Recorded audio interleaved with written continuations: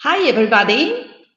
I'm so happy and excited to be here and to share this space with my favorite colleagues from all over the world, and I will present them in a few minutes.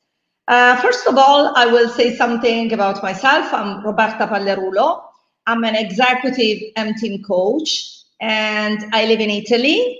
And coaching is my passion, is the passion of my life. And I would like to give the space to my dear colleague and friend Nancy Adair from US. As I said, we are from all over the world, and here she is, Nancy. Thanks so much, Roberta. My name is Nancy Adair, and I am a life coach in the U.S. I specialize in working with people with addictions and especially love to work with artists in recovery who are rekindling their creative expression. I've also just started to take a certification program in hypnosis. My background is in counseling. So when I stumbled on coaching, I realized that I could make some faster progress with the people I work with. And hypnosis is kind of like that as well. It's even more powerful and with faster results. So thank you for having me. Wow. I'm so curious. You will tell me. You will tell me. And now, directly from UK, our dear colleague, Sandra Crathern. Here she is, smiling. I love it. All I can see is my white teeth and my excitement. So yes, my name's Sandra Crathern. My company's Innovision, which is spelled INNAVISION, and I'm a life coach. And my expertise is health and well-being. I am passionate about self-care, and I'm also passionate about other people's self-care because it has a massive knock-on effect to the world. When I take care of me, I'm a better wife, mother, worker, daughter, parent. It's incredible. So I am passionate. So my background is I've been a nurse all my life, and I've talked the talk, but I never walked the walk. And now I've turned it around. So I work with people on a one-to-one basis, do a lot of public speaking, and go on cruise ships and do weekend retreats and so on. So I'm very, very excited about tonight's topic. So Roberta, let us know what to talk about. I kept a little bit of mystery, but now I can share with our listeners the topic. If something happens, let's say a difficulty or a critical incident, and you ask yourself, oh my God, why is happening always to me? Why to me? It's impossible to manage this situation, but why to me? Our topic today is powerful questions, because the quality of the question that you ask to yourself can completely change your life. For example, in the past, I used to ask to myself always, why to me? Why is this happening? And what was the result? With this question, I got depressed, anxious, and I felt I was without power. So through coaching, I realized that I could ask myself different questions. So I completely switched questions. For example, one question that I ask to myself now is, what can I do differently with in this situation? So this is our topic, and I know that you're excited. So please let's go with your tip, because I can tell, like the runner before the run. Yeah, I want to talk. Come on. You know, Roberta, it's true. I get like a kid, like, ooh, ooh, ooh. So thinking about this topic of powerful questions brought me back to a story when I let go. The hospital I worked for 13 years had a recovery center within the hospital, and it closed down. So I found myself back wanting to work for myself again. I had done that for 20 years before the 13 years of working for the hospital. And so I returned into private practice as a therapist. And my brother, who has been my best business coach to date, and he's not a coach, he's a realtor, but my brother and I were talking, and he was helping me look at how many clients do you need, you know, at what rate of fee are you going to request? And, you know, I was setting that all up, and he said, I said, this is the number, 12 people that I need to see. I was, the company closed in June. And I said, by September, in order to, you know, I was going to live on my severance pay from June to September. And he said, what would you need to not use your severance? And I said, well, that would be impossible. And then he said the magic question, which I've used with so many people since. He said, close your eyes and imagine what would make it possible. What would make the impossible possible? And I'll tell anyone that wants to hear the end of that story at another time. But I just want to stay with what a powerful question that was. What would make it powerful? What would make it possible? Sorry.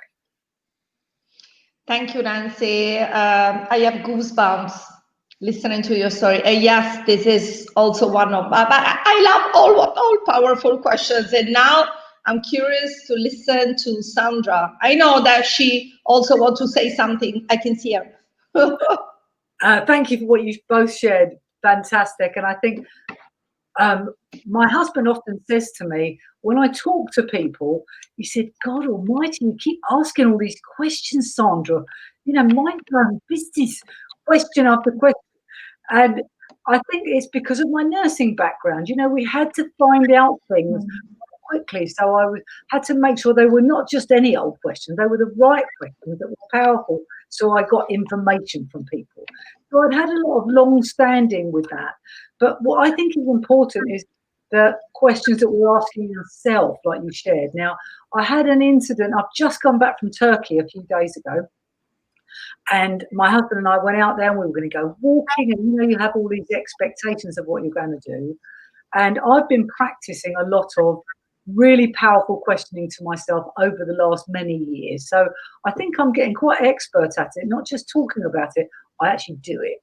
So there we were on holiday, and my husband injured his back quite badly. He actually wasn't able to move very well for at least 3 or 4 days. And it was like being with a 90-year-old.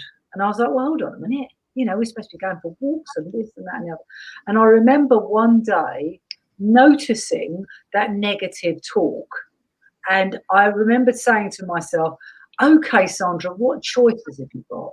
And then it was almost like my whole brain opened up because I was like, okay, what choices have you got? And I thought, I can choose to be miserable as sin and complain that I've walked, you know, with my 90-year-old husband. Or I can fall in love with slowing down, which I did, and fall in love with the gratitude of how wonderful it's 35 degrees every day. We walked from the bedroom to the swimming pool to breakfast, back to the swimming pool, back to bed, and we did that for 4 days. It was magical. We laughed, we joked. Of course, he was in pain and it wasn't comfortable for him. And yeah, I was a bit disappointed that I couldn't go for a walk. But I had gone for a walk on the second day for 2 hours anyway. So I was like, Sandra, you've had a nice walk. You're here to rest. So when I open up the choices, what happens if I narrow my mind down to, oh, well, all of what I call problems. I don't like the word problems. I like the word much. It sort of syncs better with me. What's the word I'm looking for? Not problem. Challenge. Asking you what's in my brain. So I think, okay, this is a challenge. What choices have I got? then there's a million choices, isn't there? And Nancy's choices and Roberta's choices, Sandra's choices. It opens up a whole new ball game. So I think when you're having a challenge or if there's anything difficult, ask yourself, okay, what choices have I got? And then you will find so much more solutions. So that would be my top tip. This is amazing. So we all experienced powerful questions in our life. So I will give you, we will have just one shot, the last one, really quick. And I will share with you another question that I ask to myself when I face a challenge. And this is, if you wouldn't have, maybe my English is not, let's say, perfect. If you wouldn't have any problem, any obstacle, so you don't have any obstacle now, what would you do? So imagine that you don't have any obstacle. What would you do? And immediately ideas are coming out. Nancy, please give me another one. I want another part of her question. I'd love to. Because Sandra was saying that she'd been a nurse prior to being a life coach. And I have been a counselor. And in the counseling profession, it's the opposite. We try to do more listening and reflective listening and ask fewer questions. I mean, so much of my training was how not to ask a question, even how to turn a question into a statement. So I want to share another powerful question that came from one of my colleagues. I was trying, prior to COVID, I was looking at making a couple of travel decisions. And one was going to Australia for a couple of weeks and also going with my partner at the time to the Caribbean and then taking a retreat close to home. And I felt like I couldn't necessarily afford to do all of those options. And my colleague asked me to ask this question, which I have repeated so many times with myself since then. He said, if you were coming from a place of abundance, what choice would you make? Wow. Yeah. Wow says it all. Yeah. Yeah. This is, we call them powerful because these questions give you power, the power of action, the power of solution. Sandra, your last one. Yeah, I love that, Nancy. That's great. I'm taking that. For me, I think something is I've learned in 12-step recovery is about keep it simple. You know, keep things really simple. And I ask myself the question, particularly if my mind is going into projection of what about this and what that is I think I've mentioned this before, is it helpful or is it hindering me? It's really simple. Is what I'm doing or thinking or acting, is it helping me or is it hindering me? And if it's not helping me, then get off that track and find something that does. Really simple. I mean, it's not too much brain work in there. Is this helping me? Oh my God, it's all blah, blah, blah, blah. Actually, it's hindering me. So what will help me? Oh, wow. This might be an opportunity to learn or grow or whatever. So I think help or hinder with any situation, keep it simple. Yes. And so as you can see, these questions, they give you the light to see things in a different way. Oh, I'm so excited today. I think I have to close because otherwise I can talk forever. So Nancy, if our listeners, if they want to contact you, what can they do? All right. So they can contact me by my email, which is being streamed on the platform. And also through my website, which is just my name, very simply, nancyadair.com. And remember that I like to do things a little differently. So my name is spelled NANCIADAIR. So nancyadair.com. I would love follow-up information or questions. I'd love to tell people the end of that story when I first started to come back into private practice. So, thank you, Nancy. And Sandra, where our listener can contact you? Well, again, my website, sandra@innervision.co.uk. Sorry, my email, sandra@innervision, INNAVISION. or my website, www.innervision.co.uk. And I have to say, I've been grinning so much tonight. It feels like when I got married. A long time, that was 40 years ago, mine, but that constant grinning is such a great thing to do. I love working with you two. You're brilliant. Thank you, Sandra. And you can contact me on my website, www.robertapagliarulo, name and surname.com.